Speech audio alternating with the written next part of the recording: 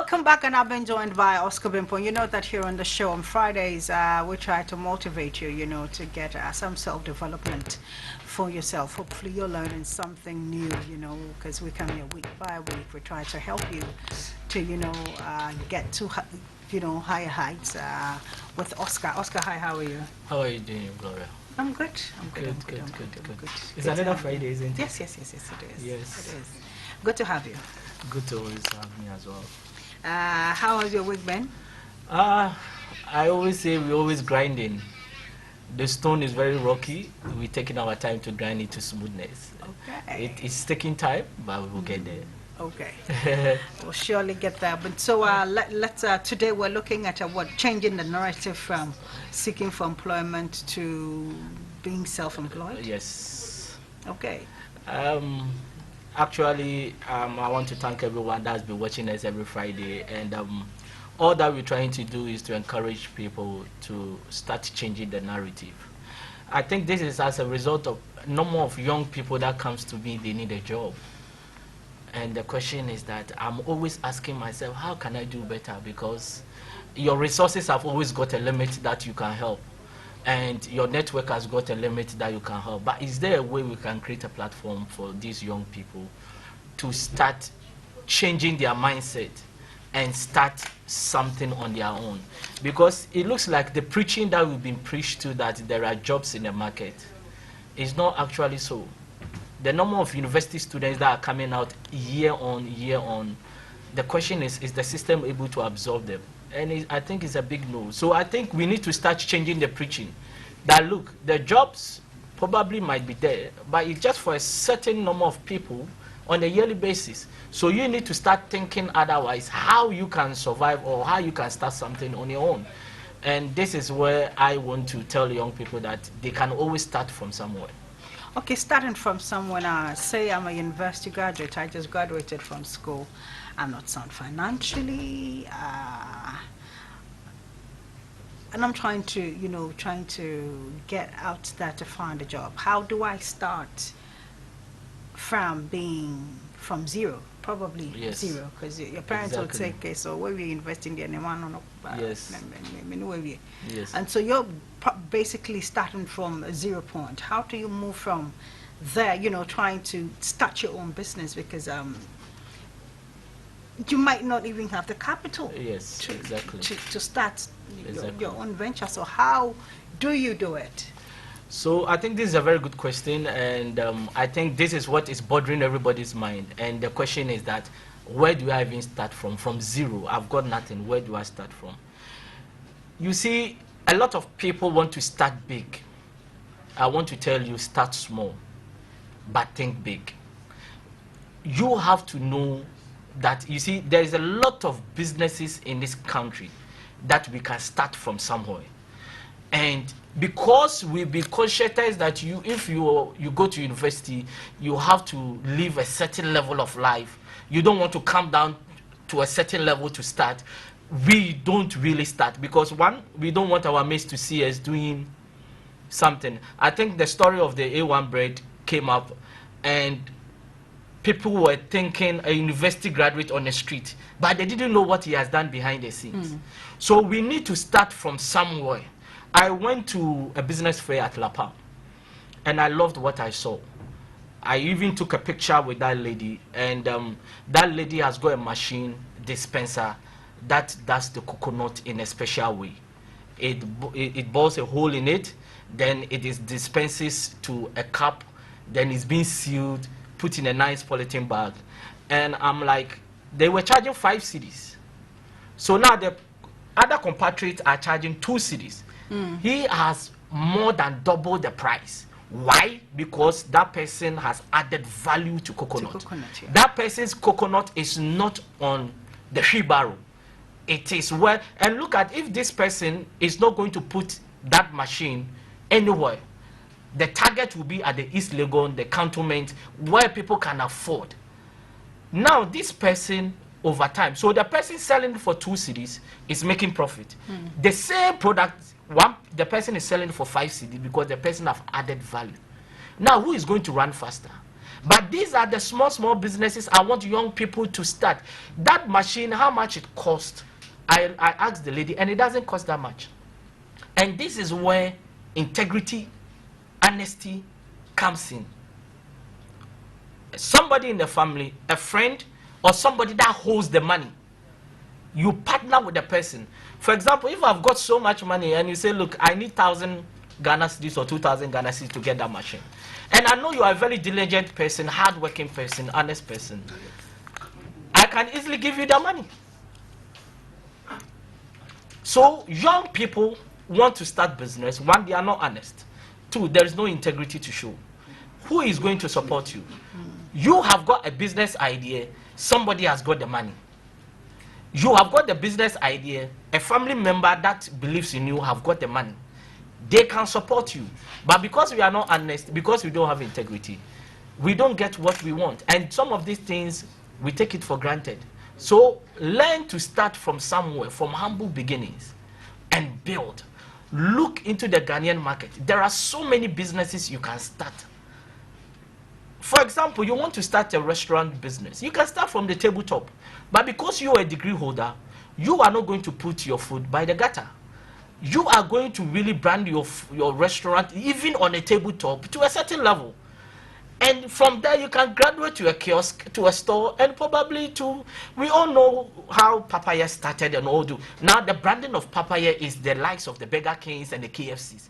But they started from somewhere. We even have a branch in New York. Of course. So it's like we need to have that mindset that, look, put the degree aside, put on your mind of starting a business as a seed, and work towards building it.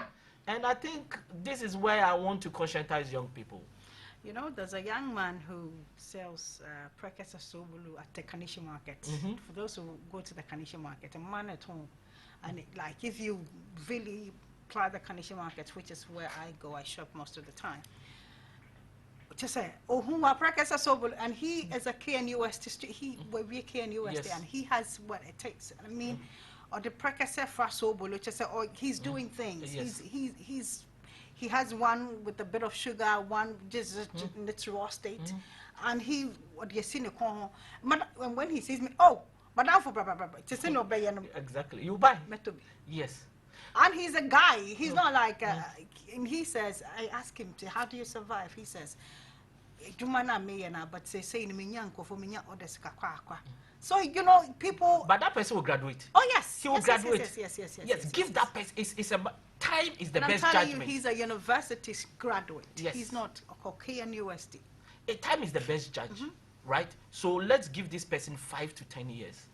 Oh, he's doing well. Well, initially he had just one or two brands, but now he's moved on to 3 or so.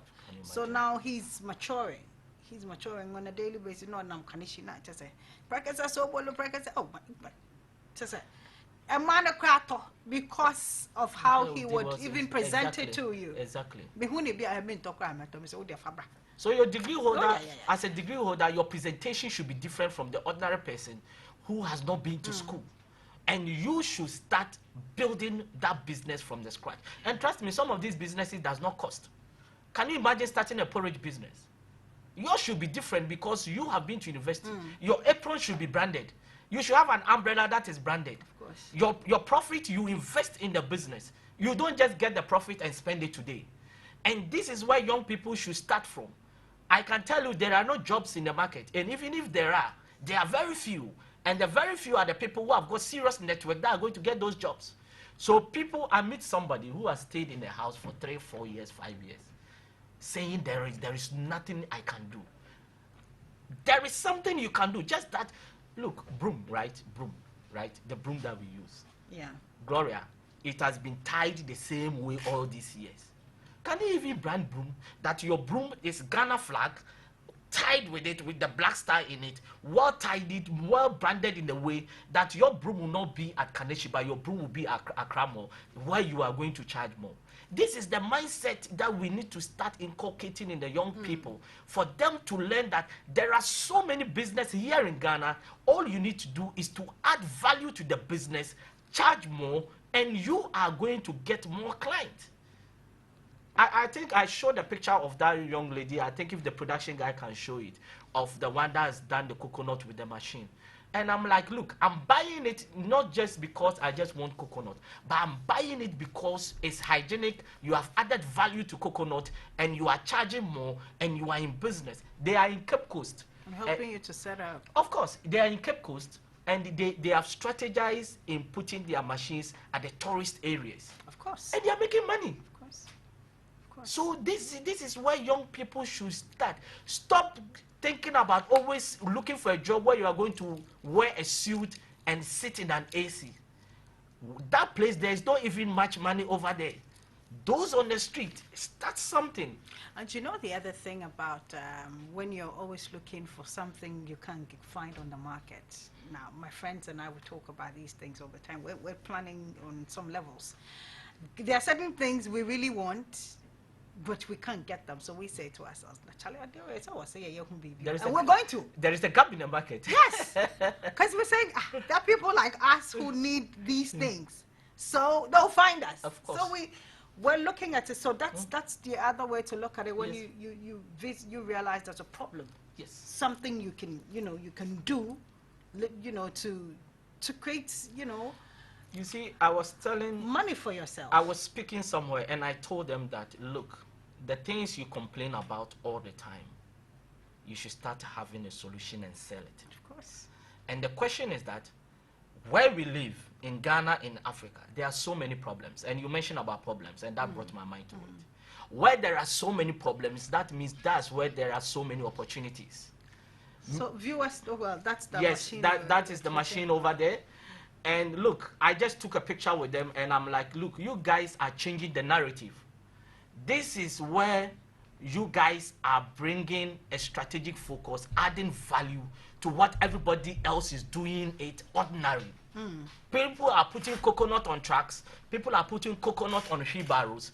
You are saying, no, we are not going to put on it. We are bringing in this machine, add value, charge more, and they are in business. I'm like, are people paying for the 5 CDs? They say yes, people don't have a problem with it. And even some people even give them more because they think they are doing things differently. Of course. You know? They're helping to. So in terms of the problems I'm talking about, the problems, there is a lot of problems in this country. People don't buy problems, people buy solutions. So you need to start thinking about solving the issues that is confronting this country. And out of that, your solutions that you put on the table, people will start buying it. I'm saying, don't start big. Start small, but think big. Excellent. Don't start big, start small, but think big. Well, you're bigger than whatever problem there is, and put your mind to it, and you can do it. Oscar, thank you very much. Thank you for always having me. For having you here. So hopefully you've been motivated, whatever it is that you do it and do it well. And Pabwaye, Brandon, a Brandon, Many Kennedy were down for be. Or young Pabwa. Now he's into multi. I don't know near Maunye. Laza Kennedy. Uksoka Laza. He is into all manner of things, and me say, he was a Charlie. Me, I can't survive on just one thing. There is opportunities here. And so there's opportunities everywhere. Look for it. And yes, so we are to national and make up You're wild, Charlie. You're wild. You're wild. You're wild. And then you can send us messages. Let us know what you're doing. To improve your life. And Oscar, you can put your phone number out. Yes, my phone number is 0555 803 924. 0555 803 924. We have been doing this Step Out with Oscar Bimpon seminars for some time now. And all that we have seen is that young people are very passionate. They've got ideas, but they don't know how to channel it. We want to move from the talking to support. To translating. To support. A lot of people go and speak and they leave. People don't know the next step to take. So we are coming out with the Step Out Masterclass, where we are going to take your business through startup to where the business is actually established. Okay. And we are working on that. So if you are here, you have got a very good business idea, just contact me and we can start moving from there. Excellent.